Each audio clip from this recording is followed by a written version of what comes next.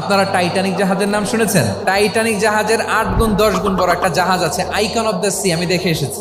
Royal Caribbean দেখে এসেছি। সাগরের সামনে জেটিতে যখন দাঁড়ালাম, জাহাজটা যখন যায়, আমার মনে হচ্ছে একটা শহর, পুরো একটা শহর মনে হয় পানির উপর দিয়ে ভেসে যাচ্ছে। পড়েন সুবহানাল্লাহ। এই যে আইকন অফ দ্য সি, এই জাহাজটা, এটার ভেতরে স্টেডিয়াম আছে, সুইমিং পুল আছে, রেস্টুরেন্ট আছে, 3000 4000 রুম বিশিষ্ট, কক্ষ বিশিষ্ট হোটেল আছে।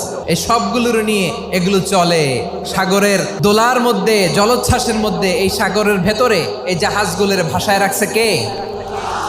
এই যে বাংলাদেশে যে গাড়িগুলো চালান, বেশিরভাগ গাড়ি আসে কিন্তু জাপান থেকে। হাজার হাজার গাড়ি একটা জাহাজ বহন করতে পারে। সূরাত বানী ইসরাঈলের এই চমৎকার আয়াতের ভেতরে আল্লাহ তাআলা বেসিকলি মানব জাতির প্রতি তার 4টি স্পেশাল অনুগ্রহের কথা বলেছেন। 2 নম্বর অংশে আল্লাহ তাআলা বললেন, ওয়া হামালনাহুম ফিল বাররি ওয়াল বাহর, স্থলে এবং সমুদ্রে আমি তাদের জন্য চলাচলের বাহন দিয়েছি। সুবহানাল্লাহ।